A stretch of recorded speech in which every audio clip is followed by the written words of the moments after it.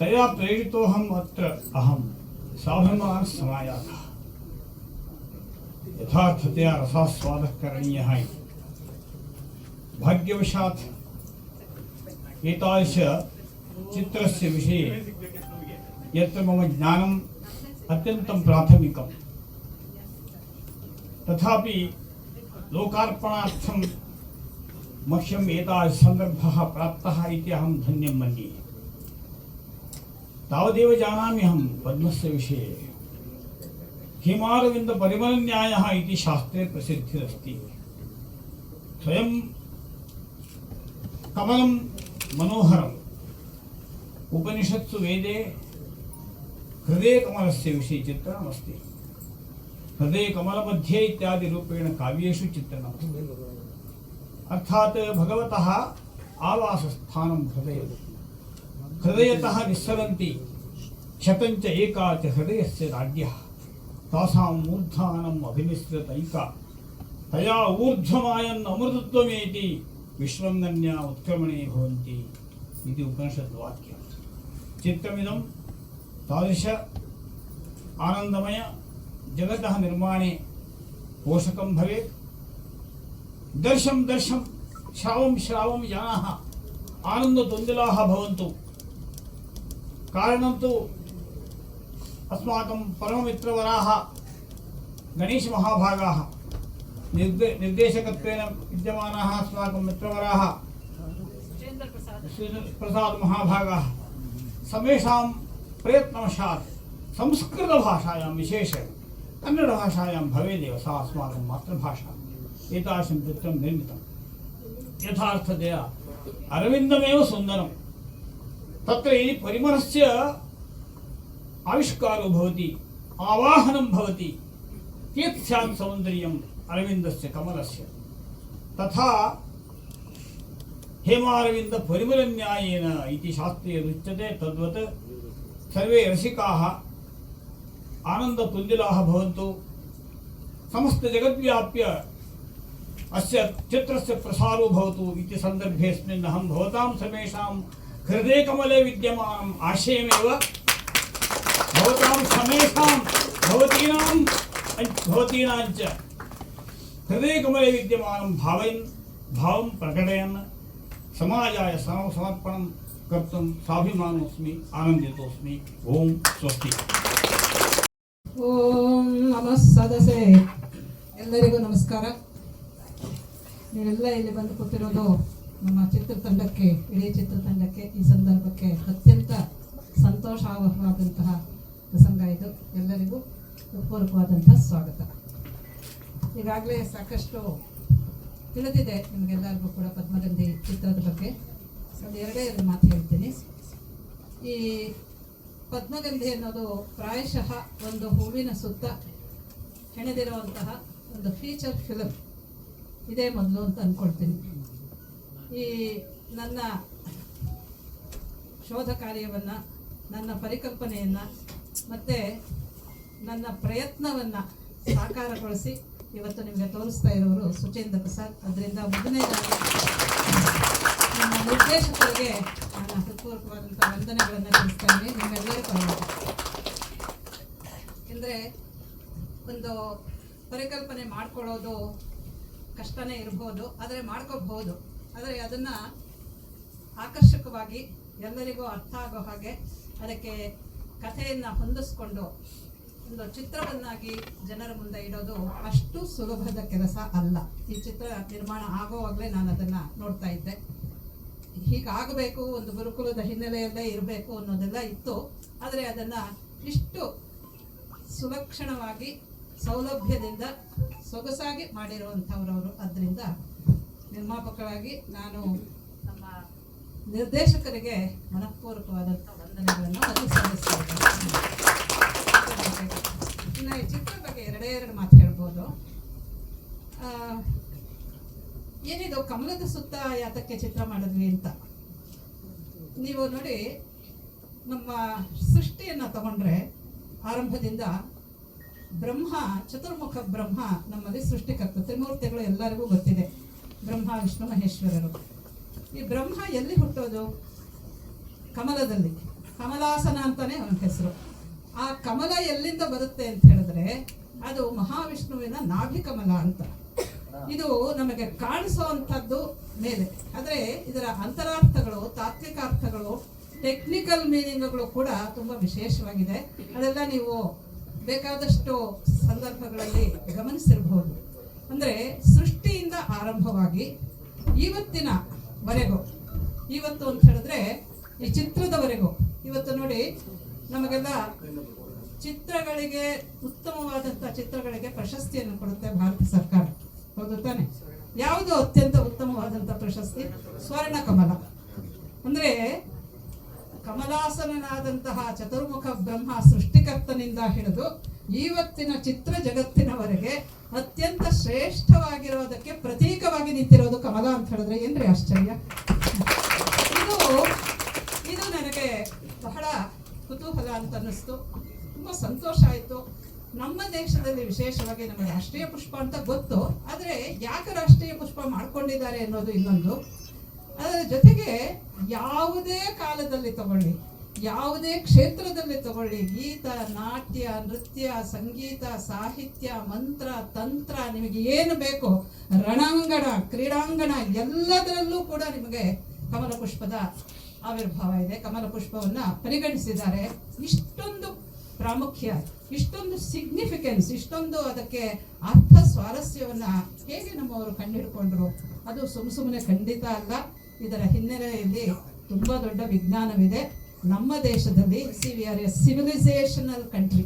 ಅಂದರೆ ಸಹಸ್ರ ವರ್ಷಗಳಿಂದ ನಡೆದು ಬಂದಿರುವಂತಹ ಒಂದು ನಾಗರಿಕತೆ ಇದು, ಸಭ್ಯತೆ, ಸಂಸ್ಕೃತಿ.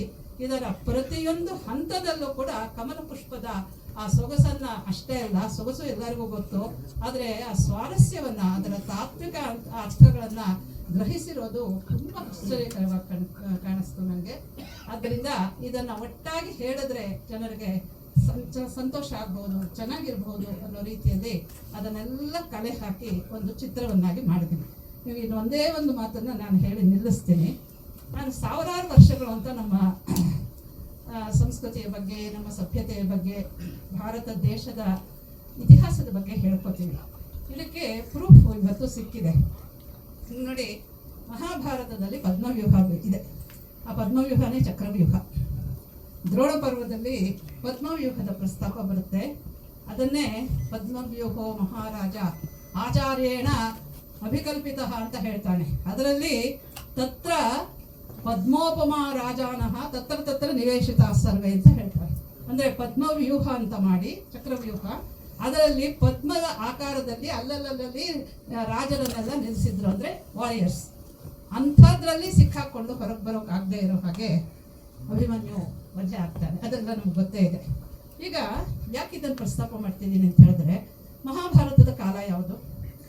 ಇತ್ತೀಚೆಗೆ ನೀಲೇಶ್ವರಕ್ಕೆ, ಇತ್ತೀಚೆಗೇನೆಲ್ಲ 10-15 ವರ್ಷ ಆಯಿತು. ಈ ಮಹಾಭಾರತ ಮತ್ತು ರಾಮಾಯಣನ ಪ್ಲೀಸ್ ಬೇರ್ ವಿತ್ ಮೀ, ಯಾಕೆಂದರೆ ಇದು ಬಹಳ ಮುಖ್ಯವಾಗಿರುವಂಥ ವಿಚಾರ ಅಂತ ಹೇಳ್ತಾ ಇದ್ದೀನಿ. ನಾವು ಪುರಾಣ ಅಂತ ಹೇಳೋದಿಲ್ಲ. ನೋಡಿ, ಪಾಶ್ಚಾತ್ಯರು ನಮ್ಮನ್ನು ಅಧ್ಯಯನ ಮಾಡಿದಂಥವರು, ನಾವು ಅದೃಷ್ಟವೋ ಯಾವನೋ ಒಟ್ಟಿನಲ್ಲಿ ಸಾವಿರಾರು ವರ್ಷಗಳ ಕಾಲ ಗುಲಾಮರಾಗಿದ್ವಿ. ಅದರಿಂದ ನಮ್ಮ ಕಥೆಯನ್ನು ಅವರು ಹೇಳಿದ್ದಾರೆ.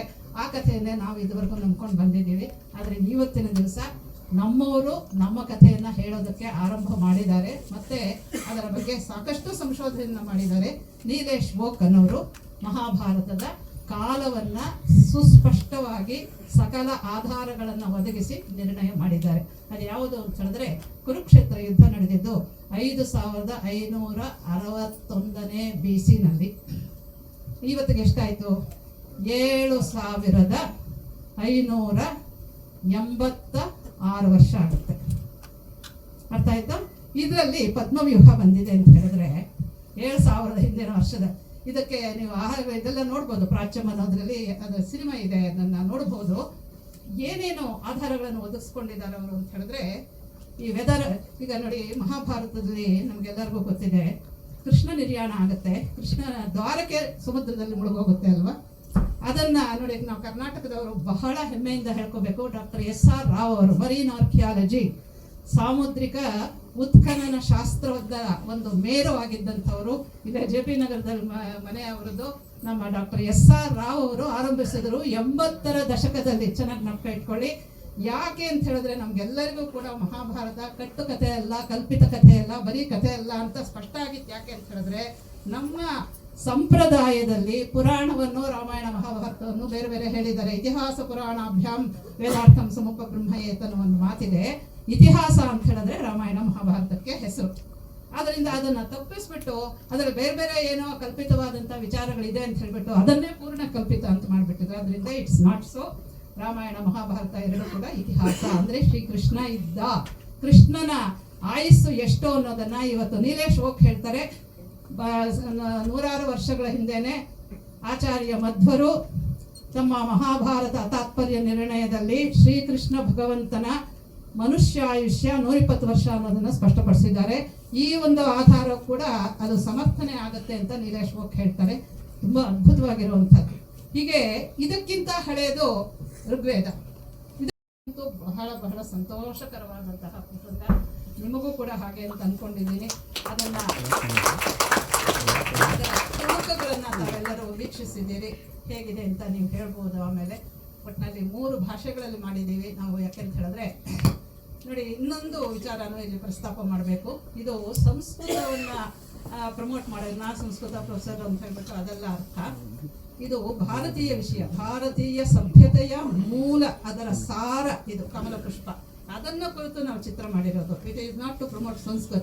Sanskrit of course is there. ಸಂಸ್ಕೃತದಲ್ಲೇ ಅದೆಲ್ಲ ಇರೋದ್ರಿಂದ ತಾನೇ ತಾನಾಗಿ ಬರುತ್ತೆ. ಅದರಿಂದ ಅದರ ಪ್ರಧಾನವಾದಂತಹ ಸ್ವಾರಸ್ಯ ಏನಪ್ಪಾ ಅಂದ್ರೆ ಕಮಲ ಪುಷ್ಪದ್ದು. ಇದನ್ನೇ ಯಾಕೆ ಮಾಡಿದ್ವಿ ಅಂತ ಹೇಳಿದ್ರೆ ನೋಡಿ, ಪ್ರಪಂಚದಲ್ಲಿ ಒಂದು ಪುಸ್ತಕನೂ ನಾವು ತೋರಿಸ್ತೀವಿ. There are 7 flowers which have influenced civilizations, different civilizations. ಅದರಲ್ಲಿ ಈಜಿಪ್ಟು ಬಂದು ಅದರಲ್ಲೂ ಕೂಡ ಕಮಲದ ಉಪಸ್ಥಿತಿ. ಆದರೆ ಈ ರೀತಿಯಾಗಿ ಎಲ್ಲೂ ಇಲ್ಲ. ಮತ್ತೆ ಕಮಲ ಒಂದು ಸಭ್ಯತೆಯನ್ನ, ಒಂದು ಸಂಸ್ಕೃತಿಯನ್ನ ನಿರಂತರವಾಗಿ ಅದನ್ನು ಗಮನಿಸಬೇಕು. 1000 ಋಗ್ವೇದ ಕಾಲದಿಂದ ಇವತ್ತಿನವರೆಗೂ ಸಹಸ್ರ ವರ್ಷಗಳವರೆಗೆ ಅದು ತನ್ನ ಒಂದು ಸ್ವಾರಸ್ಯವನ್ನು ಉಳಿಸ್ಕೊಂಡಿದೆ, ಪ್ರಾಧಾನ್ಯವನ್ನು, ಪ್ರಾಮುಖ್ಯತೆಯನ್ನು ಉಳಿಸ್ಕೊಂಡಿದೆ ಅಂತ ಹೇಳಿದ್ರೆ ಇದು ಸಾಮಾನ್ಯ ವಿಷಯ ಅಲ್ಲ. ಇದಕ್ಕೆ ನಿಜವಾಗ್ಲೂ ಕೂಡ ನಾವು ನಮೋ ನಮಃ ಅಂತ ಅನ್ಬೇಕು. ನಮ್ಮ ಪ್ರಾಚೀನರ ಈ ಪರಿಕಲ್ಪನೆಗೆ ಯಾಕೆ ಅಂತ ಅದರಲ್ಲಿ ಕೆಲವು ಅವರೇ ಅದಕ್ಕೆ ಇದನ್ನು ಮಾಡ್ಕೊಂಡ್ರು ಅನ್ನೋದಕ್ಕೆ ಕೆಲವು ಉದಾಹರಣೆಗಳಿದೆ. ಅದೆಲ್ಲ ನಾನು ಇಲ್ಲಿ ಹೇಳೋಕೆ ಹೋಗೋದಿಲ್ಲ. ನಮ್ಮ ಬಾಟ್ನಿ ಪ್ರೊಫೆಸರು ಅದಕ್ಕೆ ಉದಾಹರಣೆಗಳನ್ನ ಇದನ್ನು ಕೊಟ್ಟಿದ್ದಾರೆ. ನಾನು ಅನೇಕ ವಿದ್ವಾಂಸರಲ್ಲಿ ಬಂದಿರೋದ್ರಿಂದ ಎಲ್ಲರಿಗೂ ಪ್ರಥಮ ಒಂದು ಹೇಳಲೇಬೇಕು. ಇದರಲ್ಲಿ ಪಾಲ್ಗೊಂಡು ಅವರ ವಿಷಯ ತಜ್ಞರಾಗಷ್ಟೇ ಅಲ್ಲದೆ ಎಲ್ಲ ಸಲಹೆ ಸೂಚನೆಗಳನ್ನು ಸಾಂದರ್ಭಿಕವಾಗಿ ಕೊಟ್ಟಂತ ಎಲ್ಲ ವಿದ್ವಾಂಸರಲ್ಲಿದ್ದಾರೆ. ಹೆಸರು ಹೇಳ್ತಾ ಹೋದ್ರೆ ಪ್ರಾಯ ದೊಡ್ಡ ಪಟ್ಟಿಯಾದಿತ್ತು. ಕವಿ ಕರೋತಿ ಕಾವ್ಯಾನಿ ರಸಂಜಾನಾತಿ ಪಂಡಿತ ತರುಹು ಸೃಜತಿ ಪುಷ್ಪಾಣಿ ಮರುತ್ ವಹತಿ ಸೌರಭಂ. ಈ ಥರ ಪತ್ರಕರ್ತ ಮಿತ್ರರು ಇವತ್ತು ಮರುತ್ತಾಗಿ ಅಂದರೆ ಒಬ್ಬ ಕವಿ ಸೃಷ್ಟಿ ಮಾಡಬಲ್ಲ, ಸೃಜಿಸಬಲ್ಲ, ಆದರೆ ಅದರ ರಸವನ್ನ ಪಂಡಿತರು ಮಾತ್ರವೇ ಗ್ರಹಿಸಬಲ್ಲರು ಅಂತಿದೆ ಸುಭಾಷಿತ. ಹಾಗೆ ಮರಗಳು ಪುಷ್ಪವನ್ನೇನೋ ಸೃಜಿಸ್ಬಿಡುತ್ತೆ, ಆದರೆ ಅದರ ನಿಜ ಸೌರಭವನ್ನ ಮರುತ್ ಅಂದರೆ ಗಾಳಿ, ಆ ಥರದಲ್ಲಿ ಗಾಳಿ ಅರ್ಥ ಬೇರೇನೂ ಅಲ್ಲ. ಮರುತ್ ಆ ಥರದಲ್ಲಿ ಈ ಪದ್ಮಗಂಧಿಯ ಸುಗಂಧ ಇದೆಯಲ್ಲ, ಇದರ ಪದ್ಮ ಸಂಬಂಧಿ ಅಂತ ಈ ಅಡಕ ಇದೆಯಲ್ಲ, ಇದನ್ನ ತಾವೆಲ್ಲರೂ ಶ್ರೀಸಾಮಾನ್ಯನಿಗೆ, ಜನಸಾಮಾನ್ಯರಿಗೆ ತಲುಪಿಸುವಂಥ ಕೆಲಸವನ್ನು ತಾವೆಲ್ಲರೂ ಮಾಡ್ತೀರಿ, ಮಾಡಲಿ ಅಂತ ಮಿಕ್ಕಿದ ಹಾಗೆ ಇಂಥದೊಂದು ಭವ್ಯವಾದ ದಿವ್ಯವಾದ ಕಲ್ಪನೆಯನ್ನು ಇಂಥದ್ದು ಆಗಬೇಕು. ನಮ್ಮ ನೆಲದ ಅಸ್ಮಿತೆಯನ್ನು ಯೋಚನೆ ಮಾಡಿದಂಥ ನಮ್ಮ ವಿದುಷಿ ಪ್ರೊಫೆಸರ್ ಎಸ್ ಆರ್ ಲೀಲಾ ಅವರಿಗೆ ಪ್ರಥಮ ಮತ್ತೊಮ್ಮೆ ನಾನು ಬಾಗಿದ ಶ್ರೀರಾಮ ಮತ್ತು ಮುಗಿದ ಕಾರಣ ನಮನವನ್ನು ಅರ್ಪಿಸ್ತೇನೆ. ಇದು ಸಾಧ್ಯವಾದದ್ದು ಅವರ ಆದಿಶಕ್ತಿಯಿಂದಲೇ ಮಾಡಬೇಕು ಅಂತ ಹೇಳಿ. ಸಾಮಾನ್ಯವಾಗಿ ತಮ್ಮೆಲ್ಲರಿಗೂ ಮಿತ್ರವಾಗಿ ಒಂದು ಚಿತ್ರ ಅಷ್ಟು ಸುಲಭವಾಗಿ ಆಗುವಂಥದ್ದಲ್ಲ. ಹಾಗೆ ಆಗಬೇಕು ಅಂತಂದಾಗ ಇದರ ಹಿಂದಿರಾಗಿರುವ ಅಷ್ಟು ಶ್ರಮವನ್ನು ಅವರು ಹೆಗ್ಲ ಮೇಲೆ ಹೊತ್ಕೊಂಡು ನಮ್ಮೆಲ್ಲರೂ ಕೈ ಹಿಡಿದು ನಡೆಸಿದ್ರು. ಹಾಗಾಗಿ ವಿಶೇಷವಾದ ಆಭಾರವನ್ನು ಮೊಟ್ಟ ಮೊದಲಿಗೆ ನಾನು ಅವರಿಗೆ ಅರ್ಪಿಸಿಬಿಡ್ತೇನೆ. ಈ ಚಿತ್ರದ ನಾನು ಈ ತಂಡವನ್ನಷ್ಟೇ ಪರಿಚಯಿಸೋ ಕೆಲಸ ಮಾಡ್ತೇನೆ. ಈ ಕೆಲವು ತಾವಿಡಬೇಕು ನೋಡೇ ಇದ್ದೀರಿ. ನನ್ನ ಬಹುಕಾಲದ ಒಡನಾಡಿ ಮತ್ತು ಛಾಯಾಗ್ರಾಹಕರಾದಂಥ ಮನು ಯಾಪ್ಲಾ ಅವರು, YBR ಮನು ಅಂತ ಅನುಗಾಲದ ಒಡನಾಡಿ ನಾಗೇಶ್ ಸಂಕಲನ ಮಾಡಿದಂಥವರು. ಮೈತ್ರೇಯಿ ಶುಭಂ ಕರೋತಿ ಗುರುಕುಲ, ಇಲ್ಲಿ ಪಕ್ಕದಲ್ಲಿ ಮಹಾಪತ್ಮರು ಕೂತಿದ್ದಾರೆ. ಈ ಗುರುಕುಲದ ಆಚಾರ್ಯರಾಗಿ ಮೃತ್ಯುಂಜಯ ಶಾಸ್ತ್ರಿಯವರಿದ್ದಾರೆ. ಗುರುಕುಲದ ಅಧ್ವರ್ಯರಾಗಿ ಕಾಮಕರಿದ್ದಾರೆ.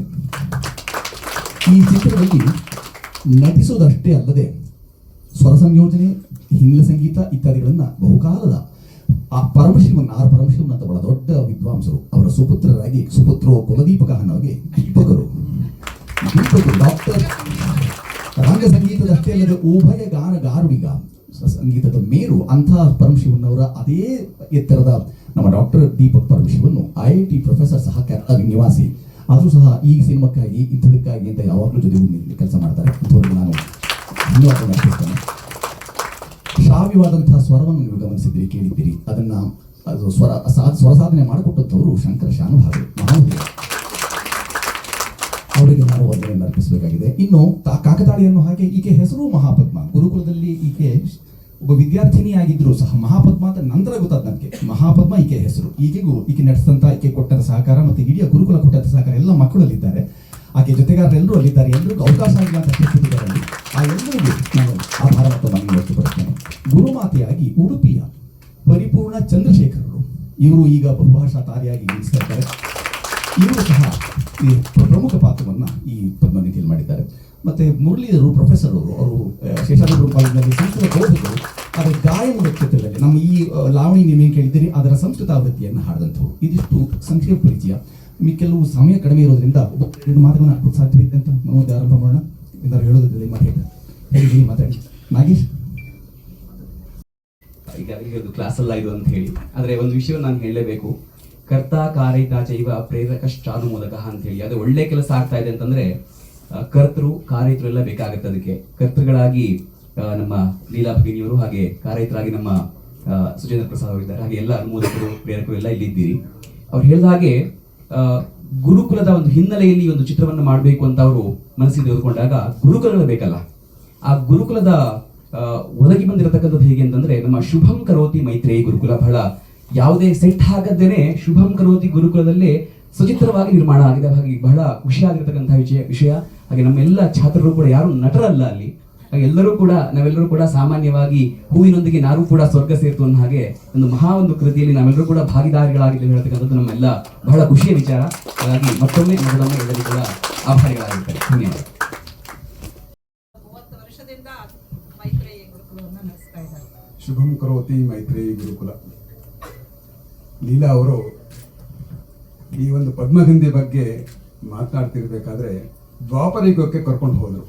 7000 ವರ್ಷದ ಹಿಂದಿಂದಲೇ ಈ ಪದ್ಮಗಂಧಿಯ ಬಗ್ಗೆ ಉಲ್ಲೇಖ ಇದೆ ಅಂದ್ಬಿಟ್ಟು, ಇಂತಹ ಒಂದು ಉಲ್ಲೇಖ ಇರುವಂತಹ ಒಂದು ವಿಷಯ, ಅದರ ಒಂದು ಚಲನಚಿತ್ರ ನಮ್ಮ ಗುರುಕುಲದಲ್ಲಿ ಆಗಿದ್ದು ಬಹಳ ಸಂತೋಷದ ಸಂಗತಿ. ಈ ಚಲನಚಿತ್ರ ಒಂದು ವಿಶೇಷವಾಗಿ ಎಲ್ಲ ಕಡೆ ಹರಡಿ ಅದಕ್ಕೊಂದು ಒಳ್ಳೆ ಹೆಸರು ಬರಲಿ ಅಂತ ನಾನು ಆಶಿಸ್ತಾ ನನ್ನ ಮಾತು. ತುಂಬಾ ಅದ್ಭುತವಾದಂಥ ಹಿನ್ನೆಲೆ ಇದಕ್ಕೆ ಒದಗಿಸಿ ಒಂದು ಹಬ್ಬ ನಡೆದ್ರೆ ಹೇಗೆ, ಒಂದು ಗಣಪತಿ ಹಬ್ಬ ಅಂತ ಆದರೆ ಒಬ್ರು ತೋರಣ ತರ್ತಾರೆ, ಇನ್ನೊಬ್ರು ಇದು ತರ್ತಾರೆ, ಒಂದು ಬಾಳೆಕಂದು ತರ್ತಾರೆ, ಎಲ್ಲ ಕಟ್ಟಿ ಅದನ್ನೆಲ್ಲ ಸೃಜಿಸಿ ತುಂಬ ಚೆನ್ನಾಗಿ ಎಲ್ಲ ಸೇರಿ ಹಬ್ಬ ಹೇಗೆ ಮಾಡ್ತೀವಿ ಹಾಗೆ. ಯಾಕೆಂದರೆ ನಮ್ಮ ತಂದೆಯವರ ತುಂಬ ಹಿಂದೆ 15 ವರ್ಷ ಇರ್ಬೋದು, ನಾನು PhD ಮಾಡ್ತಿದ್ದೆ ಟಾಟಾ ಇನ್ಸ್ಟಿಟ್ಯೂಟ್. ಅವಾಗ ಅವ್ರ ಕಚೇರಿನ ಪ್ರೊಫೆಸರ್ ಲೀಲಾ ಅವ್ರ ಮನೆಯಲ್ಲಿ ನಡೆಸಿದ್ರು. ಒಂದು ಗಣೇಶ್ ಅವರೆಲ್ಲ ಬಂದಿದ್ರು. ನಾನು ಅವಾಗ ಅವರನ್ನು ನೋಡಿದ್ದೆ. ಅವರು ಎಷ್ಟು ವಿದ್ವತ್ ಇದೆಯೋ ಆ ವಿದ್ವತ್ ಜೊತೆಗೆ ಅಷ್ಟೇ ಕಡ್ಡಿ ತುಂಡಾಗಿ ಮಾತಾಡಿದ್ರು. ಅವತ್ತು ಯಾವಾಗಲೂ ಅದನ್ನ ನೆನೆಸ್ಕೊತೀನಿ. ಅವ್ರು ಹಿಂದೆ ಮುಂದೆ ಮಾತಾಡೋರಲ್ಲ, ಸತ್ಯ ಏನಿದೆ ಅದನ್ನು ಹಾಗೆ ಹೇಳ್ಬಿಡೋರು. ಅವಾಗಿರೋ ಒಂದು ಅಡ್ಮಿರೇಷನು ಭಯ ಎರಡು ಅದ್ರಲ್ಲಿ ನನಗೆ.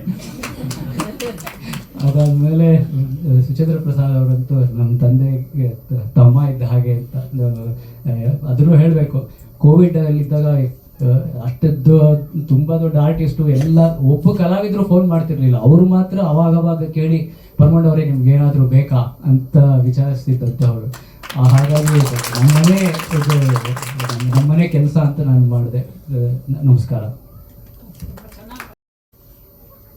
ಅಭಿರುಚಿ ಅಧೋಗತಿಗೆ ಇಳಿತಾ ಇದ್ದಾಗ ಚಲನಚಿತ್ರರಂಗದಿಂದ ದೂರವಾಗಿದ್ದೆ ನಾನು. ಹಾಡ್ಲಿಕ್ಕೆ ಅವಕಾಶ ಕೊಟ್ಟರು ಸಹಿತ ಸಾಹಿತ್ಯ ಸರಿ ಇಲ್ಲ ಅಂತೇಳಿ ಸ್ಟುಡಿಯೋಗೆ ಹೋಗಿ ವಾಪಸ್ ಬಂದಂಥವನು. 15-20 ವರ್ಷ ದೂರ ಇದ್ದವನನ್ನ ಪದ್ಮಗಂಧಿ ಮತ್ತೆ ಸೆಳೀತು.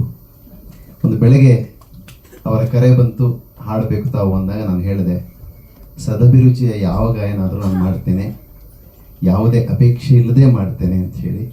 ಸೊ ಅವಕಾಶ ಕೊಟ್ಟಿದ್ದಕ್ಕಾಗಿ ಅವರಿಗೆ ಧನ್ಯವಾದಗಳು. ಈ ಥರದ 100 ಚಿತ್ರಗಳು ಬರಲಿ. ಮುಂದಿನ ದಿನಗಳಲ್ಲಿ ನಮ್ಮ ಚಲನಚಿತ್ರ ರಂಗ ಇನ್ನೂ ಎತ್ತರಕ್ಕೆ ಏರಲಿ, ಸದಭಿರುಚಿ ಎಲ್ಲರಲ್ಲೂ ಮೂಡಲಿ ಅಂತ ಹಾರೈಸಿ ಚಿತ್ರತಂಡಕ್ಕೆ ಮತ್ತೊಮ್ಮೆ ಹೃತ್ಪೂರ್ವಕ ಅಭಿನಂದನೆಗಳು ಹಾಗೂ ಶುಭಾಶಯಗಳನ್ನು ಹೇಳಿ ನನ್ನ 2 ಮಾತು ಮುಗಿಸ್ತೇನೆ. ನಮಸ್ಕಾರ. ಶ್ರೀ ಗುರುಭ್ಯೋ ನಮಃ. ಈ ಚಲನಚಿತ್ರದಲ್ಲಿ ಭಾಗವಹಿಸಿದ್ದು, ಅಭಿನಯ ಮಾಡಿದ್ದು ಒಳ್ಳೆ ಅನುಭವ ಸಿಕ್ತು. ಎರಡು ವಿಚಾರವಾಗಿ ನಾನು ತುಂಬ ತಿಳ್ಕೊಂಡೆ. ಮೊದಲನೇದು ಅಭಿನಯ, ಚಲನಚಿತ್ರ ಹೇಗಿರುತ್ತೆ, ಛಾಯಾಗ್ರಹ ಹೇಗೆ ಮಾಡ್ತಾರೆ ಅಂತ.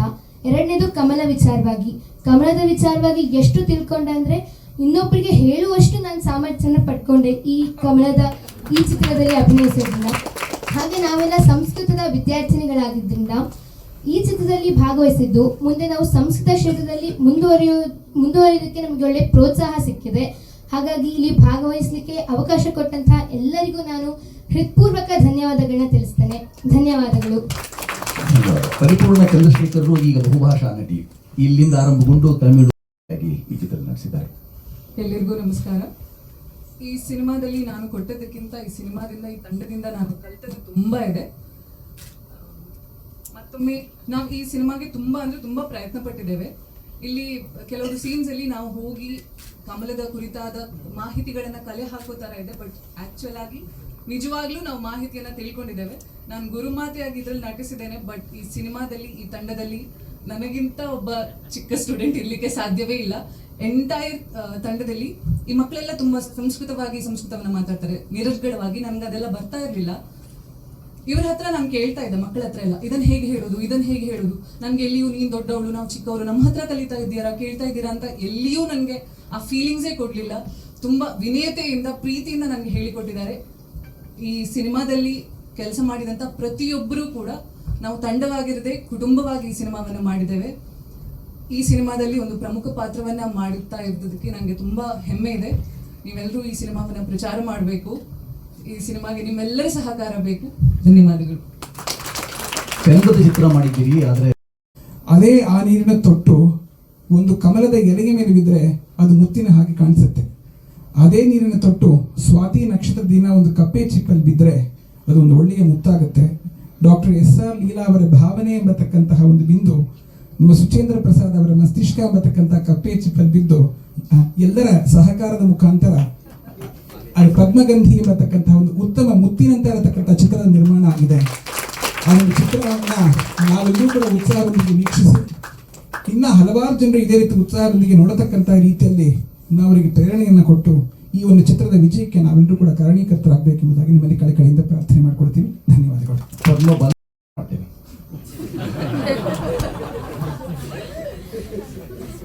ಬಿಡುಗಡೆ ನಮ್ಗೆಲ್ಲರಿಗೂ ಗೊತ್ತಿರೋ ಹಾಗೆ, ನಿಮಗೆ ಗೊತ್ತಿರೋ ಹಾಗೆ ಬಿಡುಗಡೆಗೆ ಎಂಥ ಪೈಪೋಟಿ ಇದೆ, ಎಂಥ ಪೋಟಿ ಅಂತ ನಮ್ಗೆ ಗೊತ್ತಿರೋದ್ರಿಂದ ಇದು ಮೊದಲು ಒಂದು ಜನರನ್ನ, ಅಂದರೆ ಒಂದು ಬಿಬ್ಬಲ್ ಲೋಕವನ್ನ ತಲುಪಿ ಬಂತು. ಆ ನಂತರ ಎಲ್ಲರೂ ಅಪೇಕ್ಷೆ ಅಂತ ಪಟ್ಟಾಗ ನಿಮ್ಮ ಮುಖ್ಯವೇ ಆಗಬೇಕಾಗ್ತದ್ದು. ನೀವು ಇದನ್ನ ಪ್ರಚಾರಗಳನ್ನ ಮಾಡಿ ಇದು ಬೇಗ ಅಂತ ಅವರು ಬಹುಬೇಡಿಕೆಯಿಂದ ಬಂದು ಕೂಡಲೇ ಬಿಡುಗಡೆಗೆ ನಿಮ್ಗೆ ಗೊತ್ತಿದೆ, ಪ್ರತ್ಯೇಕ ಹೇಳಬೇಕಿಲ್ಲ.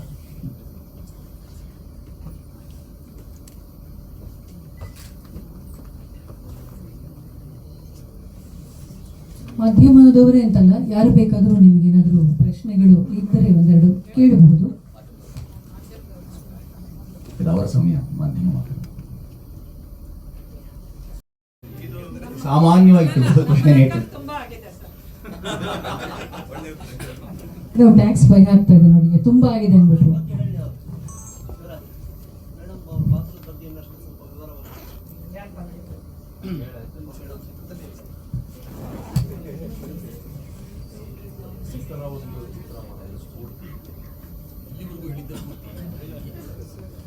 ಇಲ್ಲಿವರೆಗೂ ಪೂರ್ತಿ ಹೇಳಿದ್ದಾರೆ, ಇನ್ನೂ ಸ್ಫೂರ್ತಿ. ಈ ಚಿತ್ರಕ್ಕೆ ನೆಲದ ಅಸ್ಮಿತೆ, ಪಾರಂಪರಿಕ ಅಧ್ವರಿಗಳು, ನಾವು ನಮ್ಮಿಂದ ಕೈತಪ್ಪಿ ಹೋದ ಜ್ಞಾನಬೋಧೆ ಎಲ್ಲವೂ ಇದೆ. ನಾವು ಸಿನಿಮಾಗಳು ನೋಡ್ತಾ ಇದ್ದೀವಲ್ವ, ಬಹಳ ವರ್ಷದಿಂದ ನೋಡ್ತಾ ಇದ್ದೀವಿ.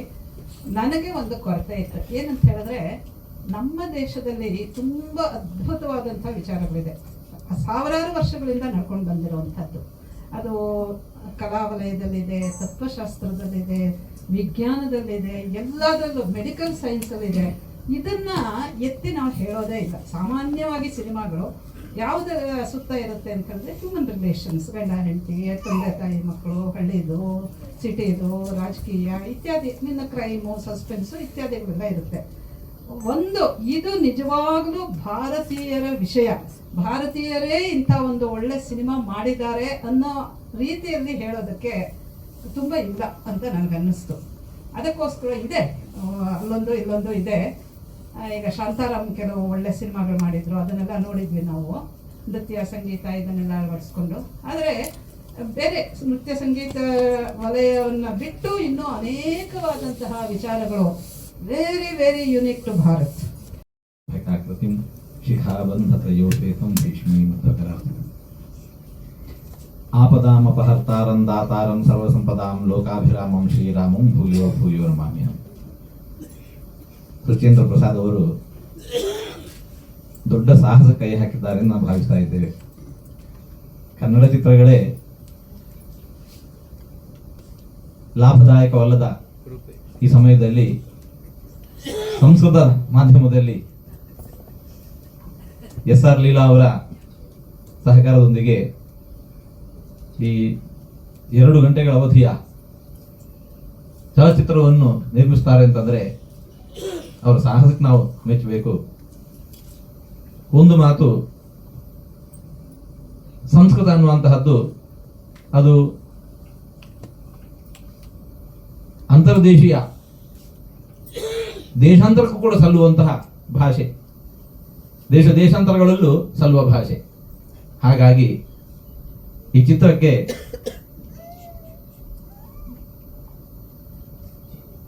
ಅದು ವಿಸ್ತೃತವಾಗಿರತಕ್ಕಂತಹ ನೋಡುಗರು ಕೇಳುಗರು ಇದ್ದಾರೆ ಎಂದು ನಾವು ಭಾವಿಸ್ತೇವೆ. ಹಾಗೆ ಅದು ಬೆಳೆದು ಈ ಚಲಚಿತ್ರದ ಮೂಲಕವೂ ಕೂಡ ಸಂಸ್ಕೃತವೂ ಕೂಡ ನಮ್ಮ ಪ್ರಸಾರ ಆಗಲಿ, ಸಂಸ್ಕೃತ ಭಾರತೀಯ ಅನುಗ್ರಹ ಶ್ರೀರಕ್ಷೆ ಇದರ ಹಿಂದೆ ಇರುವುದು ಕೂಡ ನಿರಂತರ ಇರಲಿ. ಈ ದಾರಿಯಲ್ಲಿ ಬರುವ ಏನೇ ಆಪತ್ತುಗಳಿದ್ದರೂ ಕೂಡ ಆಪದಾಂ ಅಪಹರ್ತಾರಂ ದಾತಾರಂ ಸರ್ವಸಂಪದ ಲೋಕಾಭಿರಾಮಂ ಶ್ರೀರಾಮಂ ಭೂಯೋ ಭೂಯೋ ನಮಾಮ್ಯಹಂ ಅಂತ ರಾಮನನ್ನು ಪ್ರಾರ್ಥಿಸ್ತಾ ಇದರ ಹಿಂದೆ ಶ್ರಮಿಸುವ ಎಲ್ಲರಿಗೂ, ಕೈ ಜೋಡಿಸದ ಎಲ್ಲರಿಗೂ ಭಗವದ್ ಅನುಗ್ರಹ ಪ್ರಾರ್ಥಿಸ್ತಾ ಇದ್ದೇವೆ. ಎಲ್ಲರಿಗೂ